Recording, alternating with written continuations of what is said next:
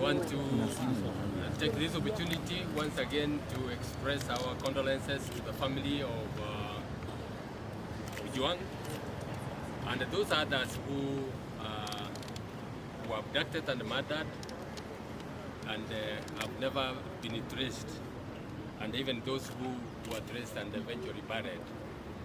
So given what has just happened in the last 1 week, we wanted to say that there are a few things that we need to do as citizens and as people who love this country. It is now evident that the Director of Criminal Investigations, the Inspector General himself of the National Police Service, and the Deputy Inspector General, Mr. Langati, are among and many other leaders blatantly lied on oath on the brutal killing of Albert Ojwang. That contradicts quite a number of the statements that came from the police service. We were being told that Ojwang hit his head against the wall, implying that he actually committed suicide, which is not true. President Ruto himself made a statement which was callous and very, very disrespectful to the people who, or to the family of Ojwang.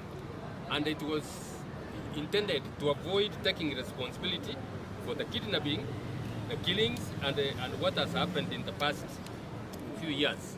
I mean, few months. The back of the Kenyans have been hurt, but they are rising.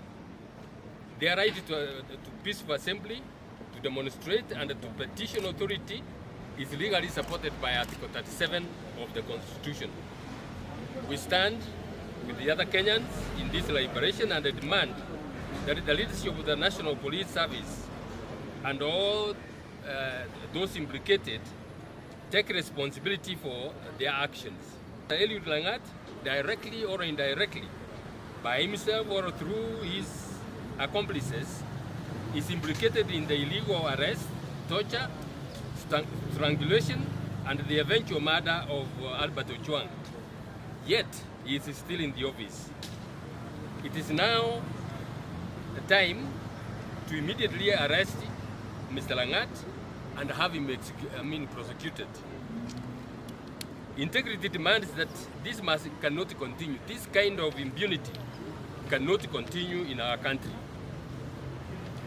Number two, as is stated, the three institutions charged with the maintenance of law and order, that's the National Police Service, the DCI, and the IPOA, have lied on oath.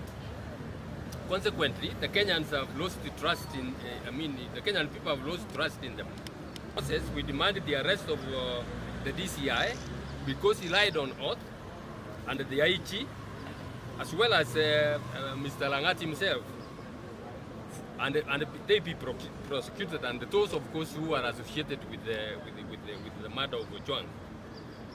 And if no action is taken, we will join them and come up even with fresh charges against them, and we demand that this be done on or before the 25th of June this year.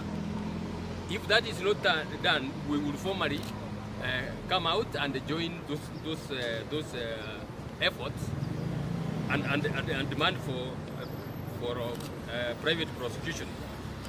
You know, the law provides for that. If the DPP or the agencies don't want to take that action, we are not left helpless. We can demand for private prosecution and go right ahead. If nothing is done by 25th, we will join them and seek to prosecute those who have been involved. I also note that in spite of the crisis that we are in today, the President has not taken any step to bring to book so many of those youths and others who were murdered in June last year and coming forward up to the one of Ojwang. This tells you exactly the value he places on human life. Him and his administration don't have any regard for human life.